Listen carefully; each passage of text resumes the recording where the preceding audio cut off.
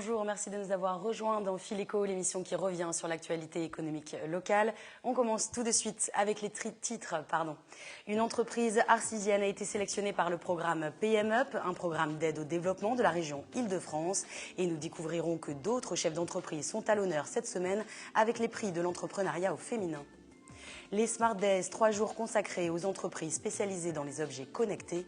L'événement de la Chambre de commerce et d'industrie des Yvelines nous a donné l'envie de découvrir les sociétés yvelinoises qui travaillent dans ce domaine. Et puis nous retrouverons Camille Lioré, bonsoir. Bonsoir. Vous êtes membre de l'association Le Bonheur est dans le pré, une toute jeune structure qui permet notamment de promouvoir des projets agricoles via des prêts solidaires. Tout à fait. On en découvre plus dans un instant, mais avant cela, place aux informations économiques de la semaine.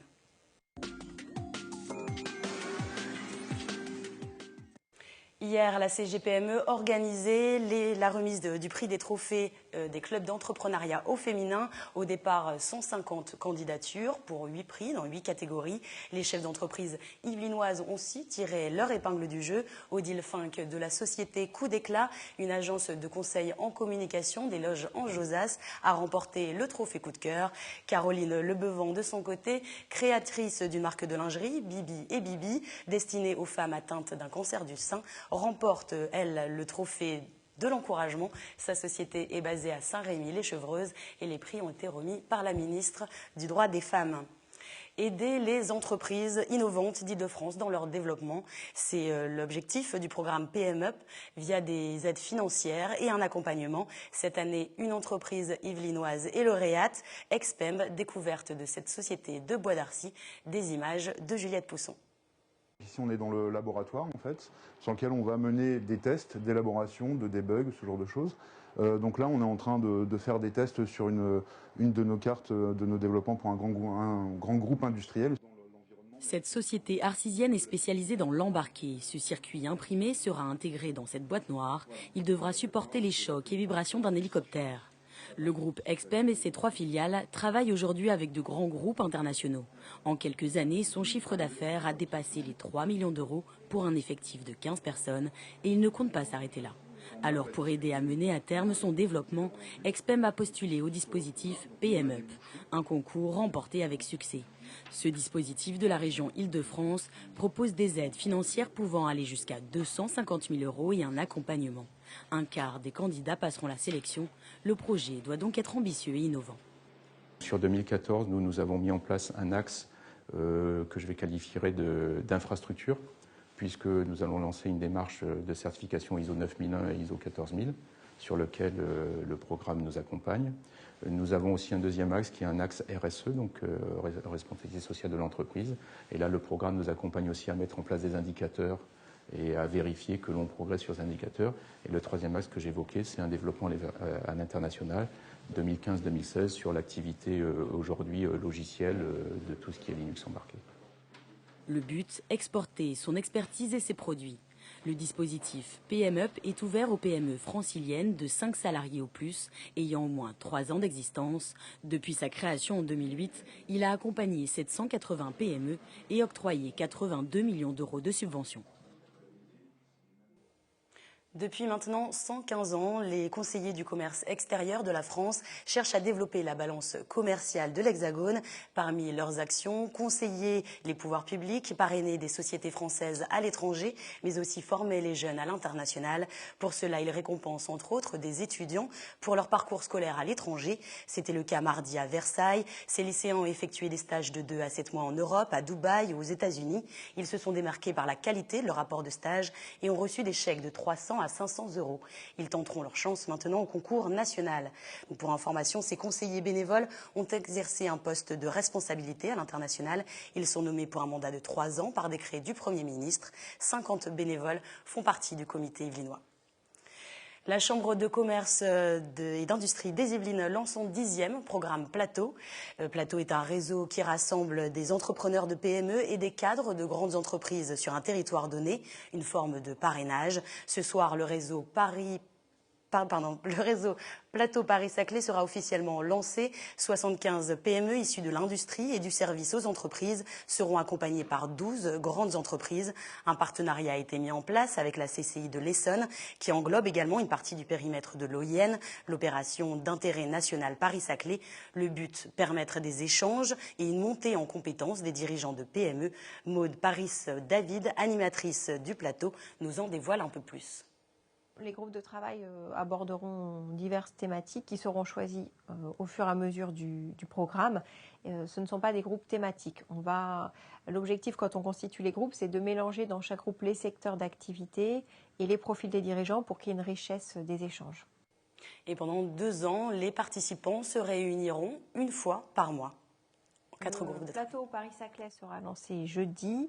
Il sera constitué de 75 dirigeants de PME dont le profil, ce sont des entreprises en fort développement, à caractère d'innovation pour la plupart, et qui seront accompagnés par 12 grandes entreprises du territoire de Paris-Saclay. Donc le but finalement, c'est une sorte de parrainage. Oui, l'objectif de Plateau, la méthode de Plateau, c'est l'accompagnement des dirigeants de PME par des cadres de grandes entreprises. Et qu'est-ce que ça leur permet ? Les apports de Plateau, ils sont multiples, mais les principaux sont rompre l'isolement du dirigeant d'entreprise, bénéficier de l'accompagnement des cadres de grandes entreprises, mais aussi échanger entre dirigeants de PME pour trouver des solutions à des problématiques communes. Et le réseau Plateau, lancé en 2001 dans le département, a réuni près de 880 PME et 153 grandes entreprises du département. Du 20 au 22 juin, le Maker Faire rassemblera au 104 des créateurs qui fabriquent sous toutes les formes, robotique, cuisine, couture. Les petites imprimantes 3D en plein développement depuis quelques années devraient être à l'honneur. La société A4 Technologies, spécialiste du matériel pédagogique technologique, s'est d'ailleurs peu à peu tournée vers ce secteur d'activité pour les établissements scolaires, mais aussi les particuliers. Elle sera présente à ce salon. Nous avons rencontré ce dirigeant aux Ulysses.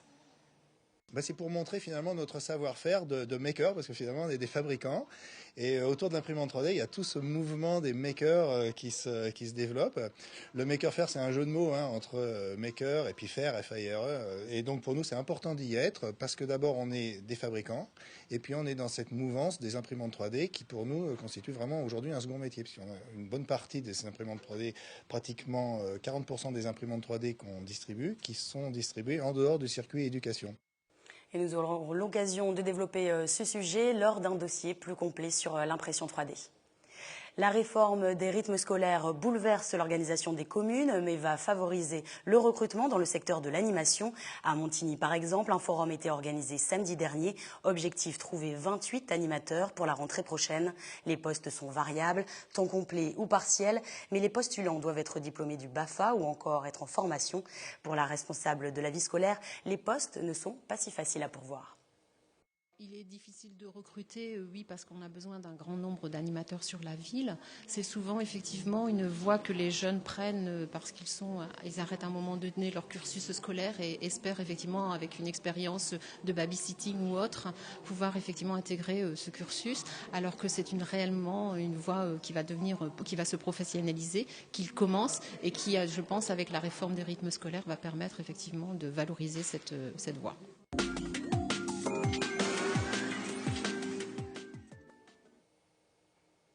Et pour cette page d'entretien, nous recevons aujourd'hui Camille Leray. Bonsoir. Bonsoir. Vous êtes donc responsable communication au sein de l'association Le Bonheur et dans le Pré. Cette association s'est créée il y a un mois maintenant. Oui, l'AG constitutive, c'était en mars 2014 et les statuts ont été déposés en avril. Donc on est vraiment une toute jeune association sur le territoire. Alors vous délivrez des prêts solidaires à des agriculteurs des environs. La première cagnotte solidaire, comme vous l'appelez, a été remise à un maraîcher, Damien Leroy. Nous l'avons rencontré lors de sa dernière livraison à Manille-les-Hameaux. Avant de commencer donc cet entretien, je vous propose d'écouter son témoignage. Depuis 5 ans, Damien Leroy fournit des légumes pour la MAP de Magny. Dans cette association pour le maintien d'une agriculture paysanne, le maraîcher et ses clients évitent tout intermédiaire, un atout économique mais aussi écologique, car l'idée est de privilégier les circuits courts. Cette semaine, dans les paniers, des courgettes, radis, salades, pommes de terre et concombres. Damien a transformé son exploitation céréalière pour se spécialiser dans le maraîchage biologique. Mais depuis 2 ans, les difficultés financières se sont accumulées, principalement à cause des conditions climatiques. En agriculture biologique, ça a été vraiment 2 années très dures à cause de ce printemps difficile. Et bon, ça fait maintenant 6 ans que j'ai démarré, hein, mais ça reste très court pour vraiment asseoir une activité solide. Et 2 années de suite, ça m'a amené à avoir des problèmes de trésorerie très importants. Récolte amoindrie, ramassage plus difficile. Alors il y a 3 mois, il a exposé son problème à ses clients. Je leur dis voilà, j'ai un souci, c'est que j'y arrive plus financièrement. Là. Je rame. Bon, je fais tout ce que je peux, mais c'est dur. Et puis les uns et les autres ont dit mais attends, on va pas te laisser comme ça. On doit pouvoir t'aider. Les différents membres de la MAP se sont constitués en association. Le bonheur est dans le pré. Les volontaires ont alimenté une cagnotte solidaire, bilan 10 000 € prêtés à l'agriculteur et remboursable sur 3 ans. De quoi éponger les dettes. C'est très important de voir que la solidarité marche bien. Au-delà du lien social, c'est vraiment, ça réchauffe les cœurs, comme on dit. Le montant de la cagnotte a vite été dépassé devant l'afflux des prêteurs. Damien Leroy devrait bénéficier d'un 2e prêt de 2 500 € pour acheter du matériel comme un semoir, de quoi augmenter sa productivité. Déjà, d'autres agriculteurs du territoire sont venus pousser la porte de cette association. De nouveaux projets agricoles devraient voir le jour grâce au prêt solidaire. Alors, on va rentrer un peu plus dans les détails. Donc, Damien Leroy livre 4 AMAP, dont celle de Magny que l'on vient de voir, mais aussi une AGU en cours, dont vous faites partie personnellement. Donc, quand cet agriculteur vous a parlé de ses problèmes de trésorerie, les 4 AMAP se sont réunis, finalement. On menait un conseil.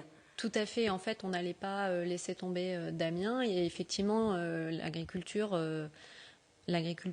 ça nécessite du beau temps, ça nécessite des conditions favorables. Et là, on a subi 2 années qui ont été vraiment difficiles. Alors évidemment, une AMAP, c'est déjà un soutien puisqu'on préfinance la production. Et des fois, quand le soleil n'est pas là, les paniers sont plus petits. Donc c'est déjà un premier pas. Mais là, il fallait vraiment faire autre chose. Et on s'est tourné, en fait, toutes les associations, enfin toutes les AMAP, parce que toutes seules, on pouvait rien faire. On s'est mis ensemble, on est allé voir AMAP Île-de-France, Miramap, qui est le mouvement régional des AMAP, pour voir qu'est-ce qu'il est possible de faire. Et on a décidé de créer une association pour essayer d'apporter un financement via un prêt à taux zéro.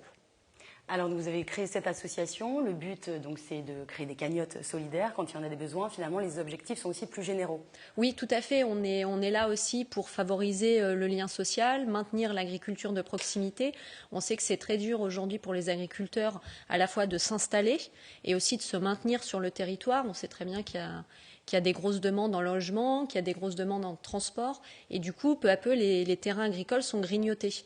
Donc Damien, il a une ferme dans l'Eure-et-Loire, donc c'est déjà un petit peu loin de nous. Mais on essaye au maximum de favoriser les circuits courts et directs. Alors, vous avez pour le moment 80 adhérents dans l'association. Donc pour l'instant, 84 adhérents, 84 adhérents et 80 qui ont donné pour les 10 000 €. Mais ce chiffre doit être encore revu puisqu'on continue de recevoir des prêts. Alors justement, ces prêts, comment finalement vous choisissez les projets que vous allez aider ? Alors déjà, on les choisit parce qu'en tant qu'AMAP, on a plusieurs producteurs qui connaissent plus ou moins des difficultés. Donc là, Damien, c'est lui qui est venu nous parler de ses difficultés financières. Donc ça a été un premier projet pour de la trésorerie. Après, nous avons d'autres producteurs qui ont des besoins qui sont peut-être plus modestes, parce que là, le prêt est de 10 000 €. Mais Damien, c'est le prêt maximum d'ailleurs que vous... Oui, tout à fait, parce qu'on n'est pas une banque, je le dis très clairement, nous ne sommes pas une banque, on est là pour aider un agriculteur à un moment donné. Donc par exemple, Damien a besoin aussi d'un semoir, c'est 2 500 € d'occasion. Donc ce sont des choses qu'on peut aider à financer, mais on ne remplace pas une banque. Pour les gros projets, c'est pas nous. Donc ça reste des petits projets à taux zéro, ce qui leur permet également donc du coup de pouvoir financer sans argent supplémentaire. Tout à fait. Donc là, le prêt de Damien Leroy est remboursable au bout d'1 an. Alors, ce sera le cas pour... Il commence En fait, comme c'est un prêt qui est important, notre objectif, c'est pas d'étrangler Damien en lui demandant de rembourser tout de suite. Nous, on peut attendre, on fait un prêt sur 3 ans, donc il va rembourser qu'à partir de la première année. Parce que dans l'agriculture, on préfinance l'achat des semis, etc., mais la récolte, elle est plus tard. Donc en fait, l'argent arrive plus tard. Donc ça permet de lâcher un peu de lest et de laisser Damien pouvoir respirer financièrement et avoir un petit peu de temps pour nous rembourser. Après, les conditions des prêts vont varier en fonction des projets. Par exemple, on a une productrice qui va avoir besoin d'ici quelques temps d'un frigo.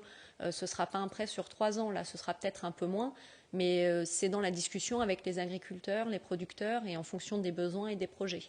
Pour décider, du coup, vous réunissez le conseil d'administration de l'association qui valide ou non finalement le projet et ensuite vous proposez aux différents adhérents qui veut prêter. Exactement. En fait, le producteur vient nous présenter son projet. Alors ça peut être très vaste. Là, par exemple, on a des producteurs de viande de bœuf qui veulent un petit peu développer leur activité et trouver d'autres sources de revenus et ils veulent faire des chambres d'hôtes. Donc pour cela, ils ont besoin de financement pour rénover leur cuisine. Alors on peut se dire que ce n'est pas vraiment de l'agriculture, mais en même temps, ça leur donne une rémunération supplémentaire. Quand on voit les prix, les rémunérations des agriculteurs, c'est quand même quelque chose qui est un vrai plus et qui pourrait être financé par notre association. Et si finalement l'objectif n'est pas atteint, le prêt demandé n'est pas atteint. C'est pas grave. Si par exemple on fait un prêt de 2 000 € et qu'on n'en atteint que 1 000, on prête 1 000 €, on prête ce qu'on a, on va pas inventer l'argent qu'on n'a pas.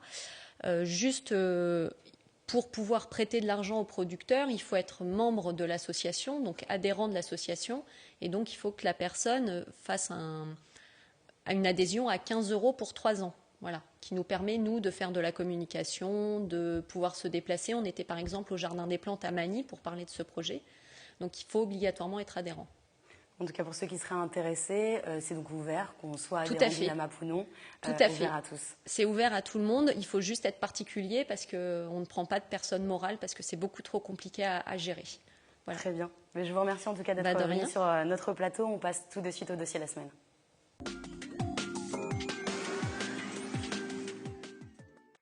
La Chambre de commerce et d'industrie des Yvelines organise en juin et juillet ses premiers Smart Days, des journées consacrées aux entreprises spécialisées dans les objets connectés, alors c'est-à-dire des objets parfois dits intelligents qui communiquent entre eux. L'occasion pour nous de partir à la rencontre des sociétés yvelinoises qui travaillent dans ce domaine. Un reportage de Yolène Thorez et de la rédaction.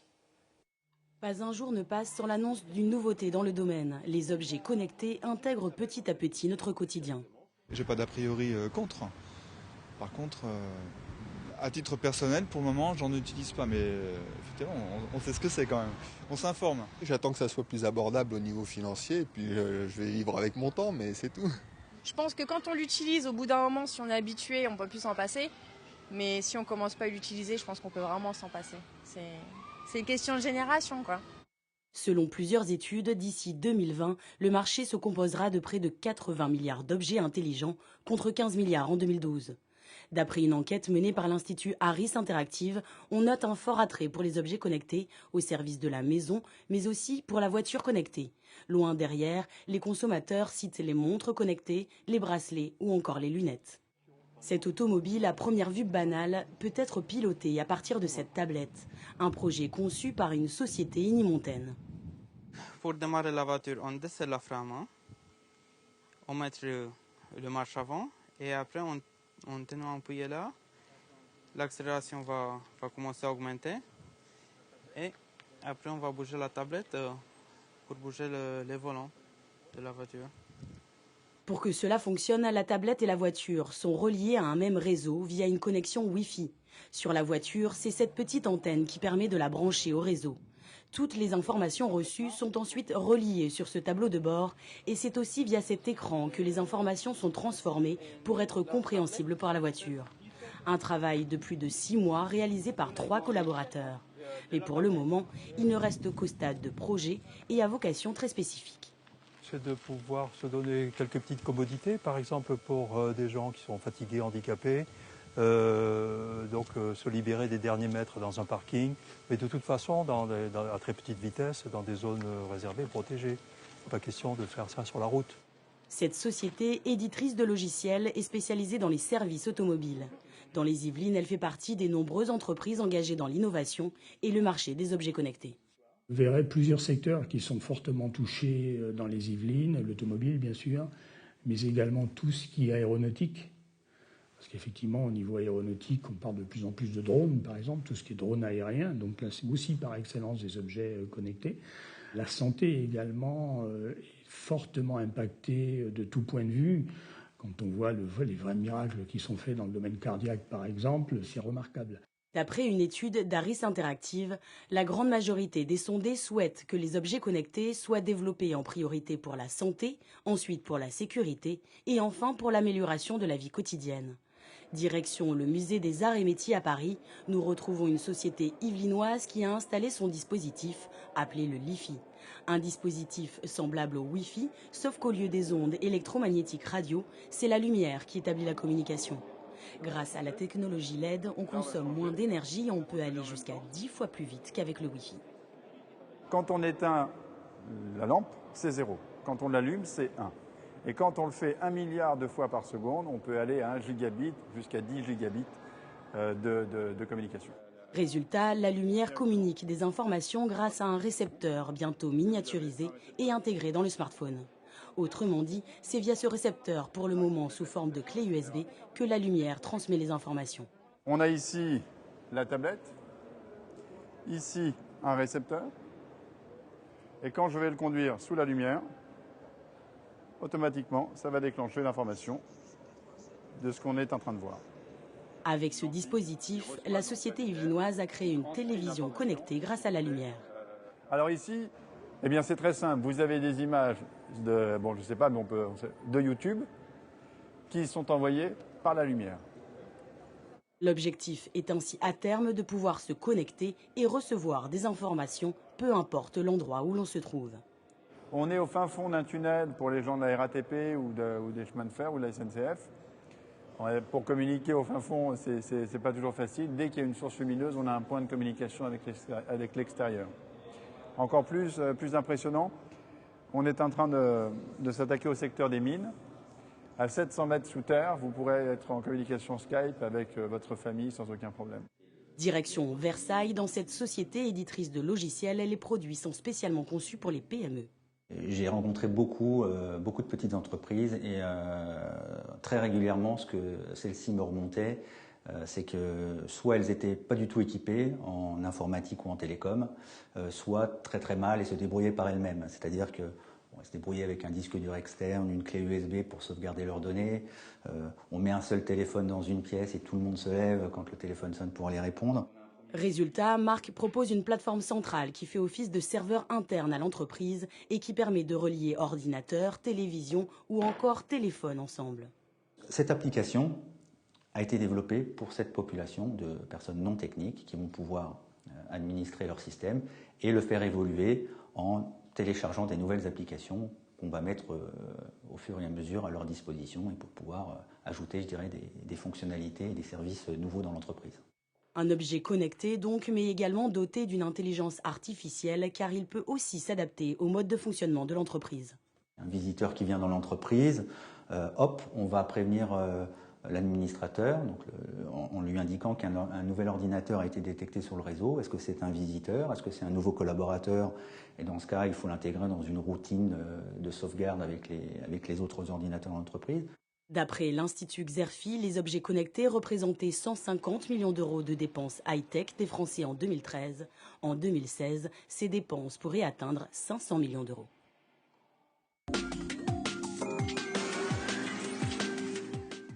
Et une date à retenir dans l'agenda, un forum d'information sur la vente directe à domicile le 26 juin à Élancourt. L'Espace Emploi organise cet événement de 14h à 20h.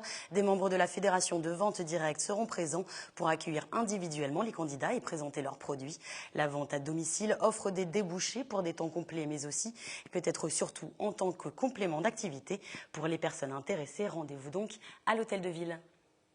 Et c'est la fin de ce Fil Éco. Merci de nous avoir suivis. Je vous donne rendez-vous la semaine prochaine. Très bonne soirée.